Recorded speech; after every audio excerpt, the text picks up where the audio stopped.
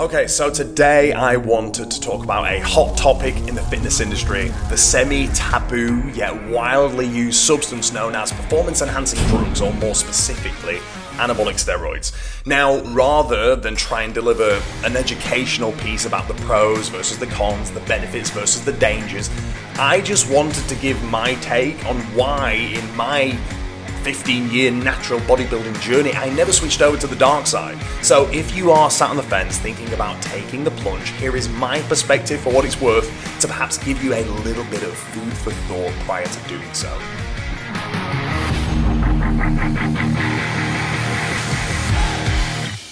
Now, I'll often get called out on my natty status, which honestly is the greatest compliment given that in the mirror, I still frequently see that young, skinny bitch that I once was. However, my response is often met with, well, if you did, damn, insinuating that I could in fact accomplish something truly crazy with my physique.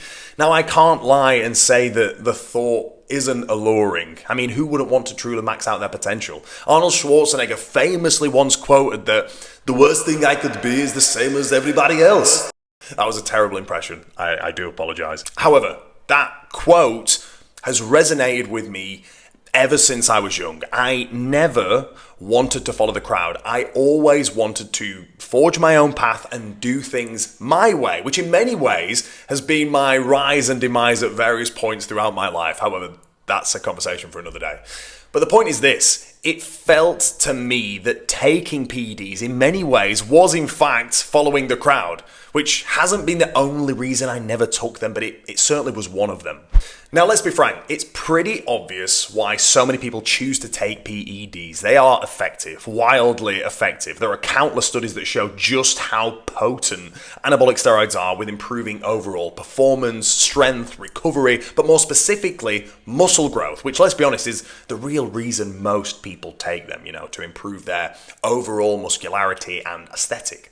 They truly are a one-way ticket to fast-track the process and see the results in a dramatically shorter time frame than simply doing it au naturel. Not to mention breaking the genetic code somewhat and allowing you to take things further than would ever be possible without taking them.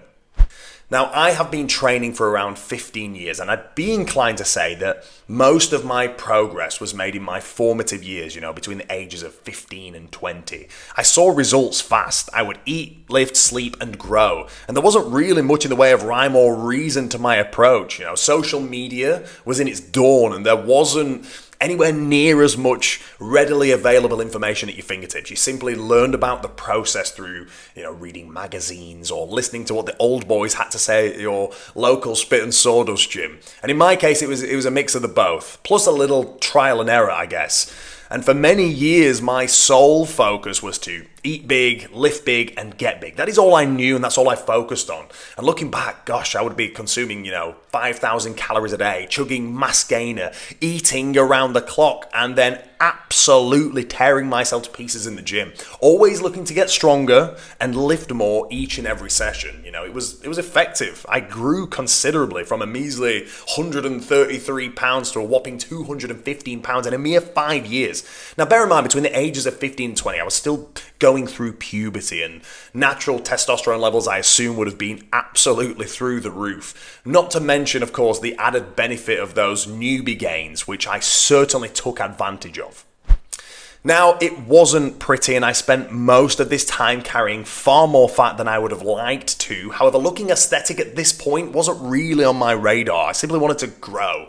And I also had the added benefit of social media being in its infancy, not needing to keep up with the Joneses, so to speak, by uploading shirtless selfies every day like we see in the modern age, which I'd probably suggest is one of the biggest factors holding the younger generation back, as they're afraid to not look aesthetic around the clock 24/7, 365, so they never really get to lay down the foundation as they're pulling back to cut for their lad's holiday in Ibiza as opposed to ploughing on with their muscle growth, which is possibly one of the reasons why so many young guns end up taking the plunge with PEDs so early on. However, at that point in my life, I could just simply focus on my mission, stay in my lane, and hell-bent on executing the task, which I did. After a hefty 5-year build phase at the age of 21, I did my first proper cut working with a coach. I dieted down from around 215 pounds to 180 pounds. I was lean, ripped, and shredded to the bone for my first ever junior men's physique show. Now, the show didn't exactly go to plan, nor did we get the outcome we went in for. And you'll laugh when I tell you this, considering, especially now, the size of men's physique, especially at the top level. But I didn't even place for being too muscular for the category, which was the feedback from the head judge of the IFBB show that I competed in.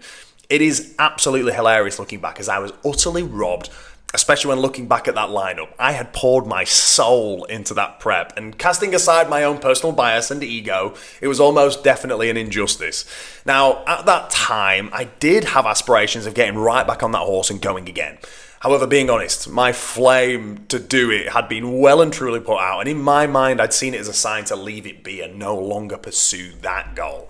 Now, it was also around this time I started working with some of the, biggest fitness photographers in the space, which back then was somewhat of a big deal. It led to sponsors with clothing brands, supplement companies, and it also helped me land a magazine cover, which somewhat, elevated my platform, bringing about the frequency and incidence of coaching inquiries. Now, I took this as a sign and kind of shifted my purpose and turned my attention from wanting to become a physique athlete to instead becoming a successful transformation coach and lead others down the path that I had walked, which, fast track 10 years later, opening and operating a successful gym before selling it, now running a reputable online coaching business with clients around the world, and all in all, helping tens of thousands of clients transform their lives. So that's exactly what I did.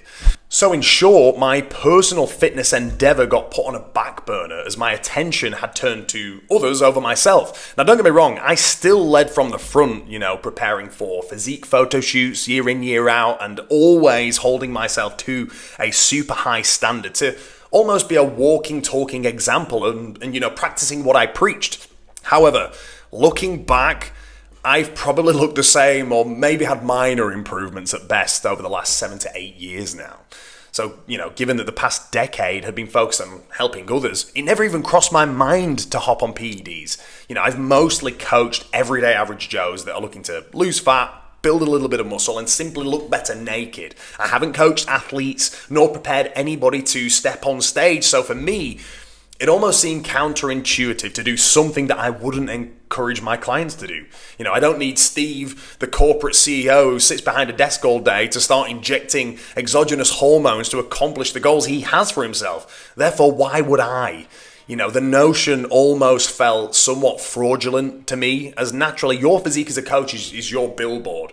And it always felt to me that you'd be selling an outcome that would be entirely unattainable unless they themselves were to take such drastic pharmaceutical measures. Now, I do see this as a problem in the fitness industry as a whole, and honestly, I don't really see a solution to the problem. There are countless athletes, even Hollywood movie stars, with absolutely no integrity or honesty about what they use. However, on the flip side, there are plenty of influencers who are honest, yet inadvertently promote the use, as typically these kinds of people have made a name for themselves and have had, a lot of success through their physique and the platform they have subsequently built. Now, I still believe honesty is the best policy. However, I hate the idea of glorifying or normalizing the use when in reality, there's only a handful of individuals that should be taking the risks, in my humble opinion. And that certainly isn't your everyday average Joe who doesn't aspire to be the next Mr. Olympia, which brings me to the point of why I have never taken them myself.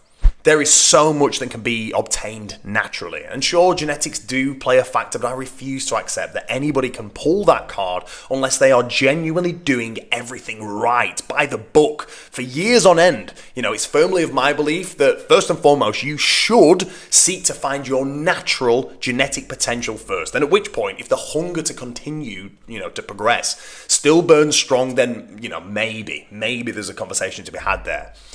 Now, let me be the devil's advocate. If you do use them, how long do you intend on using them for? Do you think, you'll get there and be satisfied? Or do you think that your mind will have simply warped reality and you'll still feel unsatisfied, wanting more? For me, that's my greatest fear. That, it would simply kind of be the pot of gold at the end of the rainbow. Not to mention, of course, the prospect of any of the complications, and at best, having to be at the mercy of pharmaceuticals for the rest of my life, perhaps in the form of, TRT. Now, I don't know about you, but the potential to sign a lifelong declaration to have to be medicated, should my testosterone levels be indefinitely screwed, that feels like a hefty price to pay. Who wants to be medicated unless they absolutely have to be? To me, that's wild to even consider. Now, one thing is for sure, if you haven't had kids yet, I'd certainly not even think about it, for the risk of perhaps never being able to have them. Even if you're not thinking about it now, don't be short-sighted. I never really thought about having kids pretty much until we had them. And they are unquestionably the greatest love and joy in my life, although they are hard work, mind.